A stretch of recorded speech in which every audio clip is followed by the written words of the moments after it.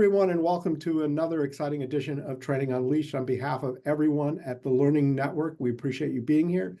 Want to give a quick shout out to our sponsors, C-Suite TV and C-Suite Radio. Without you, we wouldn't have a show. We're also soon going to be on YouTube at the Training Unleashed Network, which we're really excited about. We have a great guest with us, Dr. Karen Jacobson, CEO of Align Leadership Academy. Of course, we're going to talk about leadership. Karen, when we were first talking before we started the episode, you shared a statistic with me about the retirement pace of baby boomers. Would you share that with our audience and the impact it's having on the workplace? Absolutely, Evan. It's actually staggering. It's about the estimate is that there's about 10,000 baby boomers retiring daily. And what that will do, because when we look at the effect of that retirement, it's leaving a huge vacancy. And the biggest question is, with that kind of a vacancy, where is the succession planning? How do Gen Xers and millennials, are they capable? Are they able to fill the spots? What have we done to really set up some type of succession to fill in those gaps? So I know that you're an expert on succession planning. And if you're an organization, think about our listeners for a moment. What advice would you give them to be successful at setting up succession plans? How would you recommend that they go about creating an effective succession planning for their company? When I look at organizations and many of their succession plans, there at times might even seem as an afterthought. And what I mean by that is like, oh, you know what? John's going to be retiring in 6 months. We need to do something. As opposed to having an advanced thinking and setting that in advance, looking at how we're building career paths along the way with high potentials that can move up the ladder through the years, and then also mentor and sit in those positions to be able to fill those gaps. I mean, I literally have one of my clients where there's 2 situations out of a team of 6 that are sitting exactly in that situation. And this is a very large company with a lot of, should I say, a lot of expertise, and they've got gaps that they have no idea how they're going to fill. I think it's a very common practice that companies kind of put this into sort of like the last place of what to think about. And I'm kind of curious, when you work with clients, do they get it and are looking for it, or is it something that you have to make them aware of? Most of the time that kind of idea might be sitting there. They have that knowledge, but they don't really have a prep plan. In other words, it's not always something that when they put their strategic plan in the works, that they even think about that, because they're focused more on tactics and tasks, and not necessarily, they might have long-term goals, long-term goals to accomplish that relate to productivity, that relate to service, but not necessarily to the service providers, not necessarily to the team and the human element. One of the things that when I work with organizations, I really focus less on the process, but more on the human potential. I think that makes a lot of sense. And when you look at an organization from a training perspective, let's say you identified a succession plan. What kind of training and planning do you do with the team that you're grooming to take up the next mantle? So I would say, first of all, when I go in and I assess an organization, I want to find out what they have in place, and what, aside from really looking at where their gaps are, what the needs are, I really am interested in how they're starting. And what I mean by that is, from the onboarding process, what conversations are they having with the people that they're bringing in? Are they grooming people from day one? And when we're grooming people from day one, it's not just about the tactics of the job and the hard skills. It's what skills am I providing? What growth am I providing the individual to learn how to take responsibility, how to deal with change, how to work around conflict, how to have powerful conversations. All of those elements that the truth is, in my humble opinion, we need to be learning in school. Because some of the things, I was a math major, I was a science major, I work with a lot of organizations these days that are STEM. And when I go in, I find that some of these basic human connection skill sets, what I call core skills, are lacking. How to have a conversation with my direct reports where I'm not feeling uncomfortable confronting them. How to build the mindset of a leader and move a leader move a manager from a management position into a leadership position, because it's a shift in the mindset. It's more from how do I be a leader as opposed to how do I do things. Yeah, I love that. I love that definition. What I'm hearing you say is that the training begins day one, which really means, because you're not sure who are the people necessarily going to rise, that you really need to train everyone in leadership skills. Yes, because of the fact that, let's face it this way, is every person in your organization going to be part of the organizational success? They Yeah, may not all be part of the leadership succession, but they are all part of an organizational success. As a leader, if I'm the CEO of the company, or if I'm the janitor that is working after hours, I'm still part of the organization. And in order to have that culture that is going to be able to drive results forward, there needs to be an understanding of how to communicate up and down the ladder and across. yeah, no doubt about it. When you work with companies, how do you help them do that? So most of the time I will work with mid management and above, because that's my sweet spot, my area of expertise. And I will direct them. What I love seeing is when I work with the leadership team, and I share concepts and train them, and then they go back to their teams and have a team meeting and transfer that knowledge.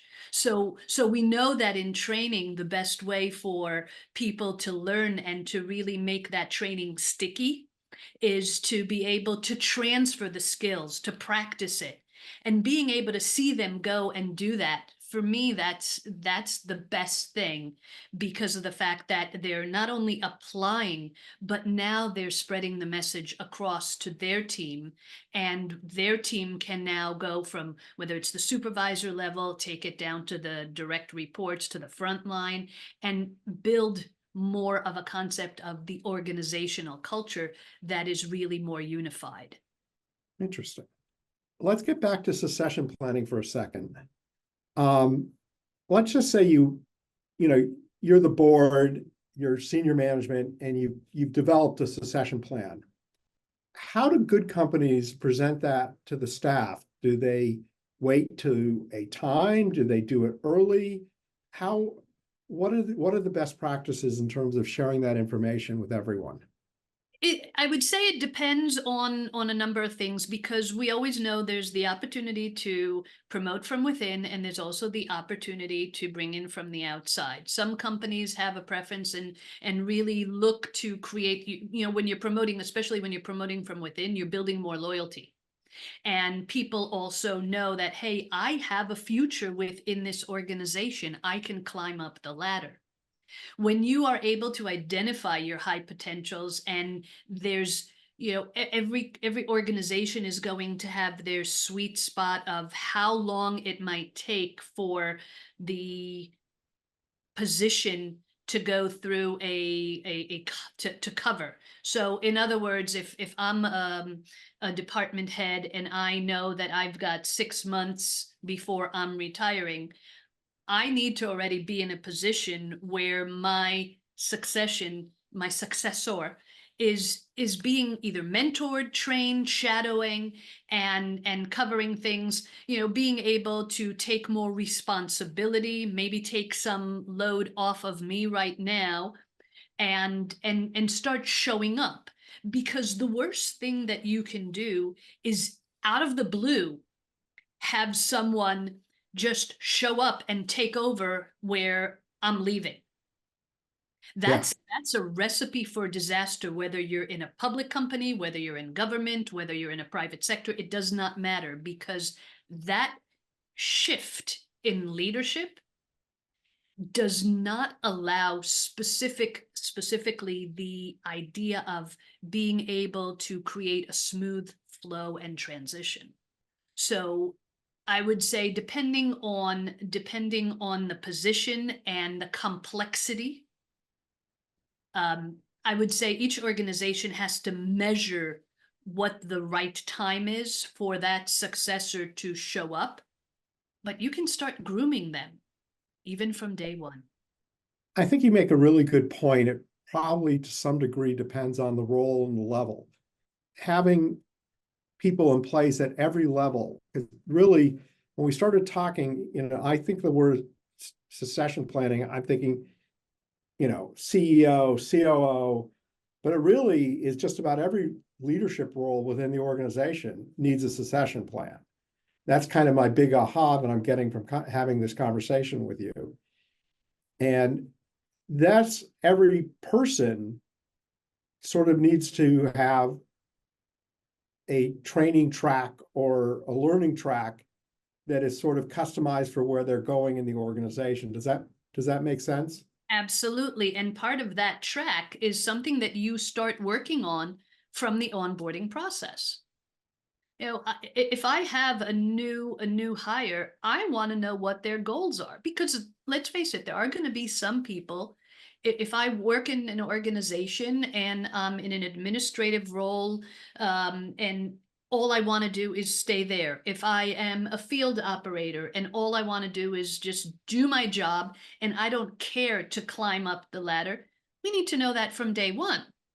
But there are going to be some of those that say, you know what, I chose this company because I know there's growth opportunity for me here, and I want to take it as far as I can. What Yeah. does it look like? What does that look like? What are some of your aspirations? That's also the time where we can also create realistic goals. And realistic goals are created by really identifying a position and how long it might take on average. We always going to have some of those, superstars that can climb up the ladder maybe faster and be identified because a gap comes up, and they have the right skill set. And when I say skill set, not just the core or the hard skills, but the right personal skill sets. In today's world, 93% of promotion comes from on those because of their emotional intelligence, their ability to manage teams, their ability to have conversations, their ability to manage conflict, their ability to delegate, their resilience, their ability to think outside the box. That's where we're moving today in the way we promote people, which is different from how we promoted in the past. Looking to supercharge your training? Let's talk about learning management systems. That's right, LMS. Don't have one? We should talk. Have an old one? We should talk. Have one not doing what you need? We should talk. At the Learning Network, we take LMS very seriously. In fact, we have 4 different options because not everyone's needs are the same. We have state-of-the-art features, and we can make your training experiences special, interesting, and exciting. So check us out at learning.net. Hey, by the way, we also have a lot of off-the-shelf content by ourselves or our partners, Open Sesame, amazing authoring tools, all kinds of reporting tools, everything you need to have your learning management system take your company to the next level of training. Come to learning.net today.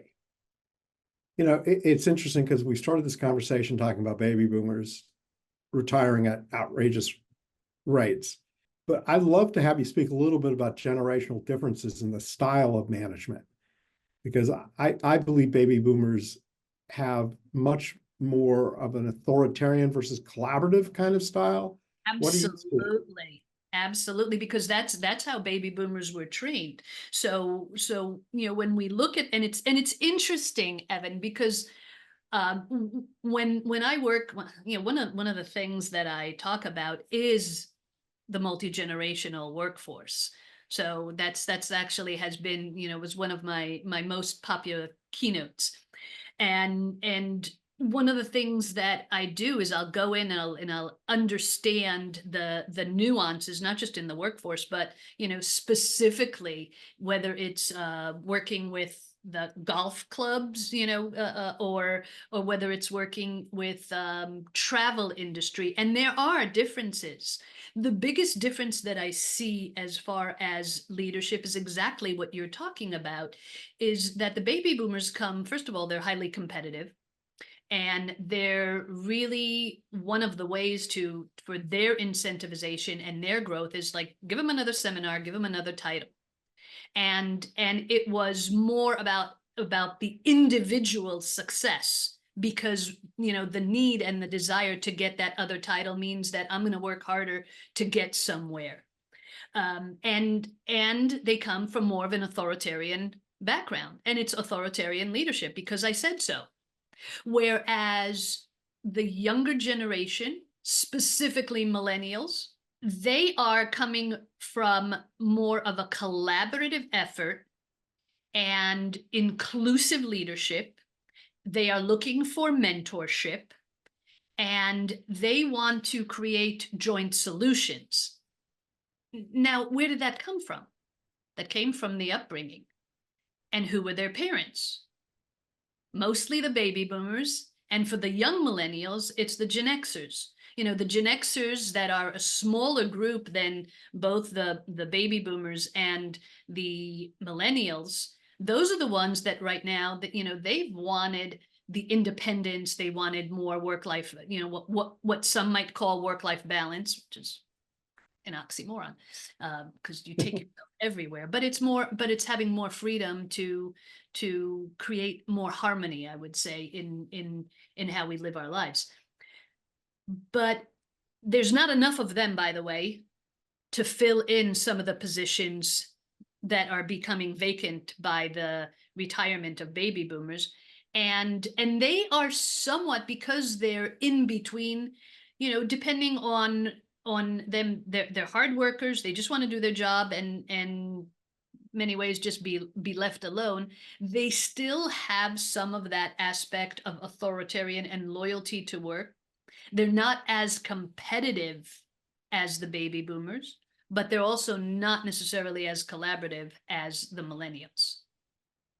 And when we get to the workplace and we look at that, because a lot of your senior leadership is going to be from the baby boomers, they put that expectation on the younger generations.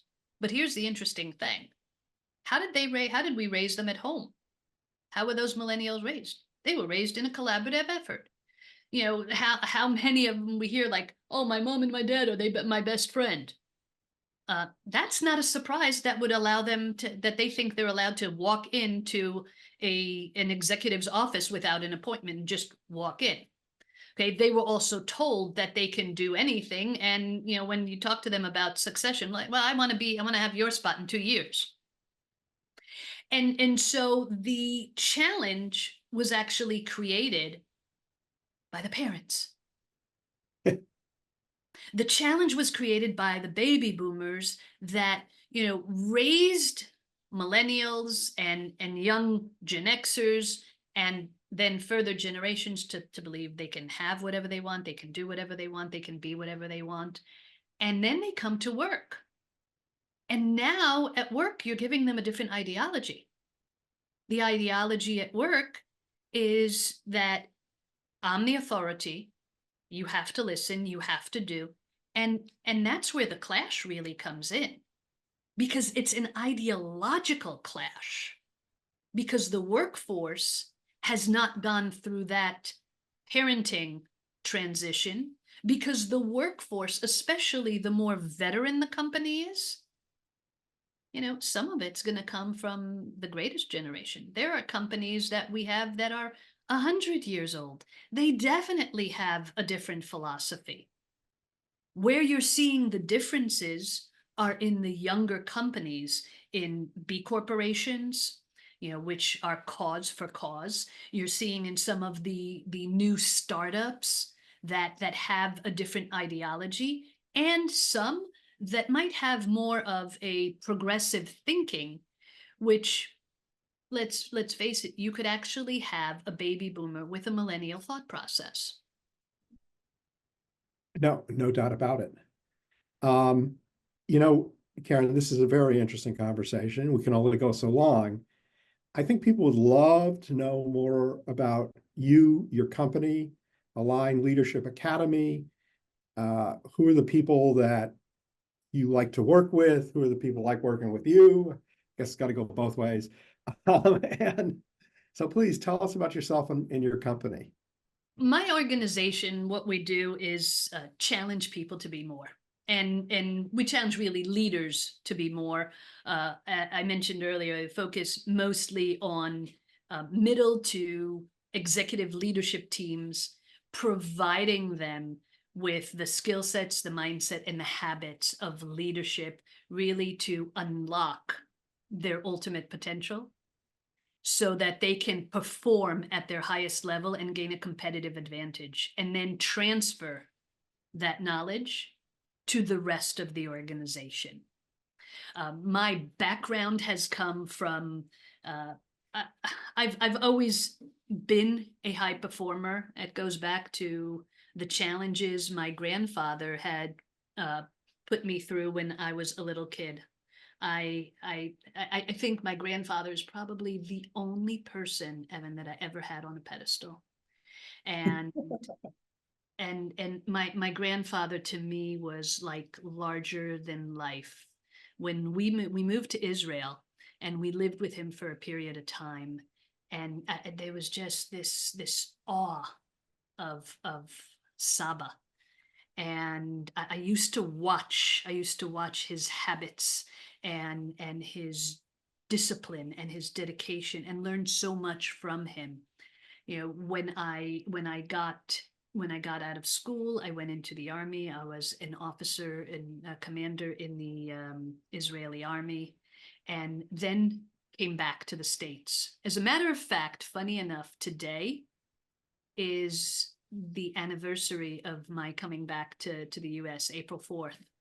And so I've been back now. I think it's 29 years that I've been back now in the States.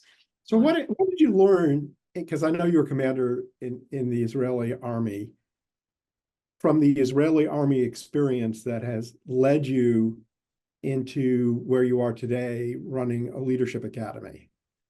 I learned quite a number of lessons about leadership, and I learned how to take the hard steps when it was necessary. One of the hardest things for me was to take one of the women under my command to have her court-martialed, because she was doing certain things that were actually not harmful to anyone else but herself. I learned about planning. I learned about that whole concept that I talk about the fact that you need to have an advanced plan, came from my military service and from growing up in Israel and experiencing the wars. The aspect of you should never get caught, with your pants down. Yeah. It's a matter of that preparedness and having the strategy and having an alternative plan. And more than anything, when there is challenge, how do you bounce back? When there is a problem, how do you step out of it, stay calm, and find a solution where you can think on your feet and have that resilience and have that initiative to find a solution, to create a solution out of nothing. And taking that into a business, when we're in a situation, there are challenges that we come across every day, sometimes from within the organization, sometimes from around the organization, and sometimes we have pandemics. Yeah. How do we deal with that uncertainty, with the chaos, and still stay calm in the middle of the storm so that we can as leaders, lead our team members, support them when we need, and bring them to the next level to create that excellence. So I've got to bring us back about the Align Leadership Academy. Is it live training you do? Do you go on site and train? How do you actually work with clients? In today's world, I will do both. So I have programs that I will do. So within the academy, we'll do anything from assessments and training, workshops, executive coaching, and facilitate strategic planning events. Some of those, like the strategic planning event, the preference is going to be live in person. The leadership retreats, preference is live in person. When I then go and work with the executive team and do the executive coaching, that, that can be just like we're doing right here, can be online.